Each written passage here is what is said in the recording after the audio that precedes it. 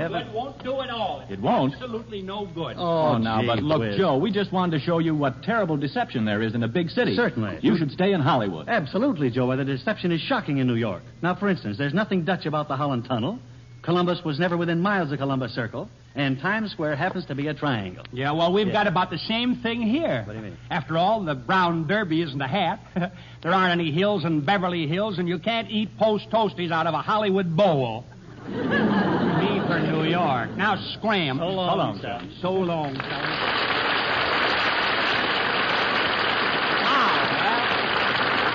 I'm glad that I'm rid of those crackpots. Oh, it's Blanche. Hello, Blanche.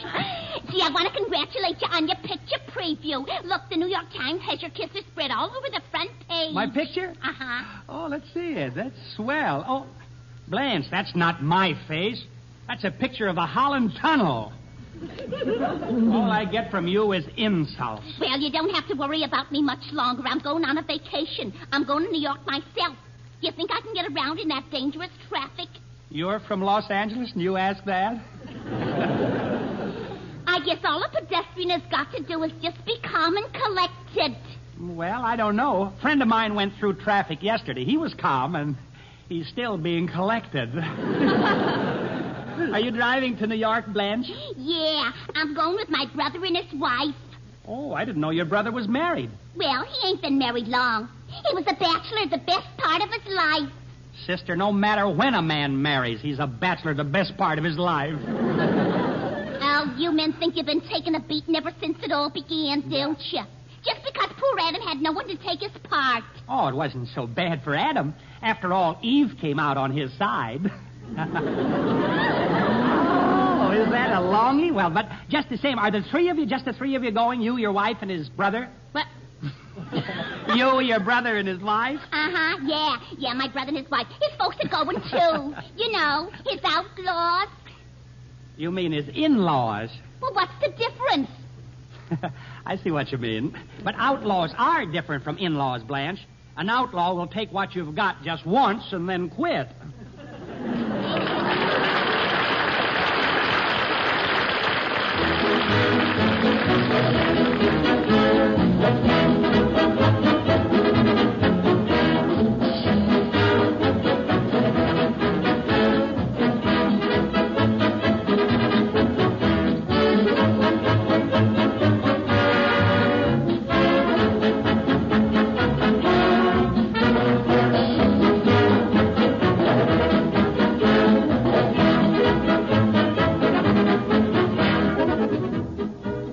Working with Joe at Paramount and his new picture, $1,000 a Touchdown, I had the opportunity, of course, to chat with Martha Ray, who co-stars in the picture with our Joe. During the conversation, Martha said, "You know, Don, a busy day ahead is my cue for Post Toasties at breakfast. They're my wake-up food because they help me start the day right.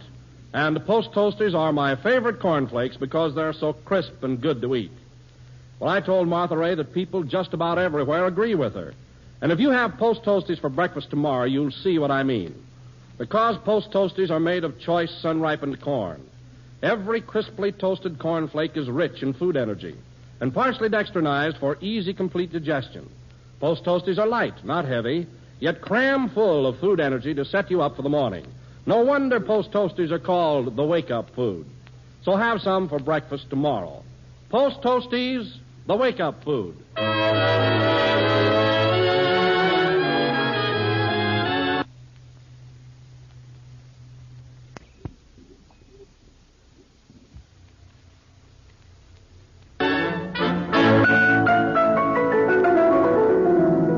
Charming Post Toasty songstress Margaret McRae sings, Are You Having Any Fun?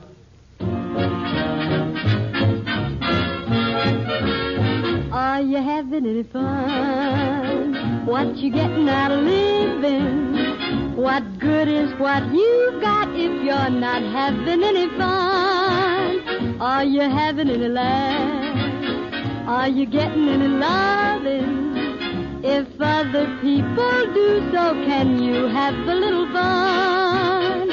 After the honey's in the comb, little bees go out and play. And the old gray mare down home has got to have hay. Are you having any fun? Or you'll never live forever. But before you're old and gray and still okay, have your little fun, son. Have your little fun. Hey, fella with a million smackers and nervous indigestion, rich fella eating milk and crackers, I'll ask you one question. You silly so-and-so, with all your dough, are you having any fun? And what you getting out of living? What good is what you've got if you're not having any fun? Better have a little fun, 'cause you'll never live forever.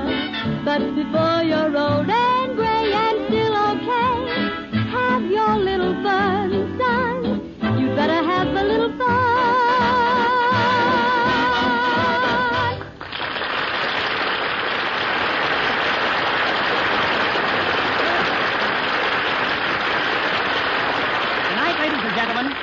Tonight, ladies and gentlemen, and I repeat, our little theater off the Alcatraz rock pile presents a stirring newspaper drama entitled Bugtown.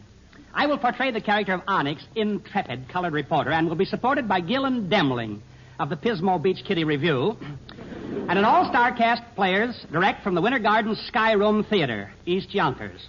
The scene opens in the editorial room of the Bugtown News.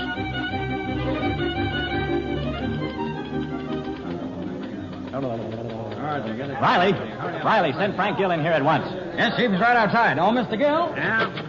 I've got a big job for you, Gill. Yeah? Where's your assistant? Well, I fired him. He disgraced us. I sent him to report the big football game and told him to sit on the coach's bench. Well? He thought I said wench.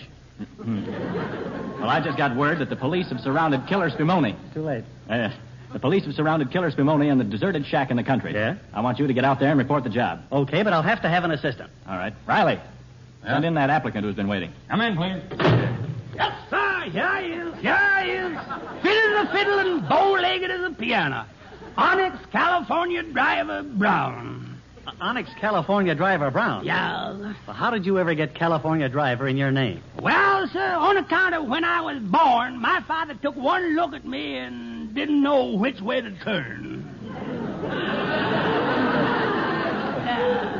So you want a newspaper job, huh? Yeah. Well, tell me, what kind of work have you been doing? Well, sir, up until recent, I was manager of a laundry.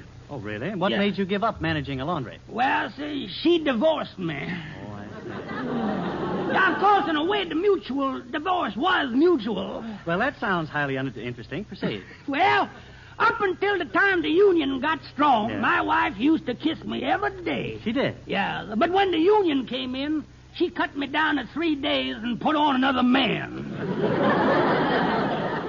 Well, all right, Gill, get going. This is an important case. Spumoni's one of the biggest crooks in the country, and he's wanted in Los Angeles. Oh, really? I didn't know they needed any more crooks in Los Angeles. Well, come on, Onyx, let's go. Yeah, here we go, boy. Hey, boss. Yeah. Boy, you was going powerful fast, ain't you? Yeah, I know, but keep your eye peeled for speed cops, Onyx. I don't want a cop to pass me and flag me down. Yeah, you don't have to worry none about passing in his car. Nobody's going to do that. No? No, sir, I done fixed it. Oh, you did? Well, how did you manage it? Well, sir, I just put a sign on the back end which says, pass at your own risk. Wife driving. That'll stop him, boy. Yes, that'll stop him. Hey, boy. Yeah. Boy, is this man a very tough man, this one we're going after? This Spumoni? I'll tell you, Onyx, he's the toughest man in the country. Yeah? Man, he ought to tangle with my ex-wife. Your ex-wife, was she tough? Tough? Yeah. Boy, she was so tough that a cyclone had to get a permit before it could go through the house. Woo! Yes, sir. She was really belligerent. Yeah, that sounds pretty tough. Yeah, well, it looks like we is out in the country at last. Yeah, but how can you tell? Well, we ain't hitting so many pedestrians. Onyx, quiet. Yeah. There it is. There's the shack now. It looks like we got here before the cops. So what? So what? Well, just think. We might be able to capture Spumoni ourselves. So what? You might even do it without getting shot. So what? So I'll stay out here and you go inside. So long. Now, wait a minute, Onyx. Wait a minute. What? You're not afraid, are you? Afraid? Yeah. Well, no, not exactly, but I wish I had on Don Wilson's pants. Well, why? Because there's more room to shake in, that's all. Wow. Onyx, I'm ashamed of you. How would you like to hear people say what a coward's life he lived? Well, that's much better than not being able to hear the preacher say how brave he died. Listen, I've had enough of this. Onyx, get in there. Get in? You mean go on in? You go right in and right now. Okay, boss, but it's a half-hearted gesture. Go ahead. Here goes nothing. All right, come on in, golden boy. No, thanks. I think I'd just as soon stay on down. Come in! I's in. Now stick 'em up. You mean you want me to put up my hand? Stick 'em up! Days up. Yeah, say, would you all mind taking that big gat out of my ribs? Brother, you ain't seen my gat. I use this little thing on small fry like you. Why, this little thing ain't nothing but a baby gat. Yeah, well, maybe so, but I've seen plenty of gats. But that ain't no getting. Now, just a minute, 8-ball. Eight ball? You must have a little cash on you. Hand it over. Well, all I got here is 80 cents. Guess I don't get me no dinner now. Well, I guess that's pretty cheap. Holding you up for 80 cents. Yeah. I'll only keep half. Yeah. Here's 40 cents back. Remorse is gnawing at me conscience. Is that so? Well, okay, thanks, boss. And when it starts gnawing again, you can send me the balance. Now, if you don't mind, you can point that cannon in some direction in which I ain't. Oh, scared, huh? Yeah, no. I didn't think any man would have the nerve to come after Killis for money single-handed. Oh, I ain't exactly scared, boss. My nerves is as calm and smooth as a soft, sweet waltz. Yeah? But my knees is definitely rumba. Boss, maybe you won't mind if I sort of regains my discomposure by smoking on one of my quota cigars. Quarter cigars? What you giving me? You mean you pay 2 bits for that rope? No. My boss, he smokes 3 quarters, and then I smokes a quarter. Well, okay, go ahead and smoke. But it's gonna take more than that to calm you down when I gets through with yous. Buddy, you ain't gonna scare me no more than I have been scared. Yeah? Yeah. Once I was calling on a hen house, and the farmer caught me. Oh, boy, was I scared. What makes you think that's the most you could be scared? Well, I must have been scared, because when that farmer grabbed me by the arm, he looked me right smack dab in the face, and he said, "What are you doing here, white boy?"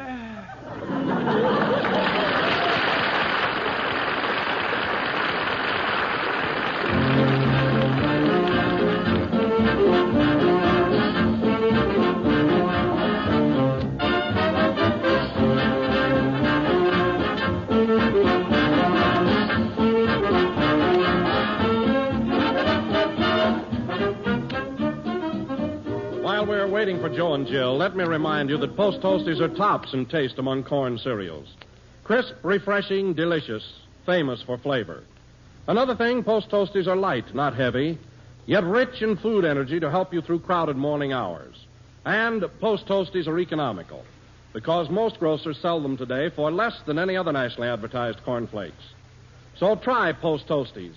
See if you don't agree that for flavor, food energy, and low price, there's no better breakfast cereal anywhere than Post Toasties. Tomorrow, ask your grocer for the big economical yellow and red box of Post Toasties, the wake-up food.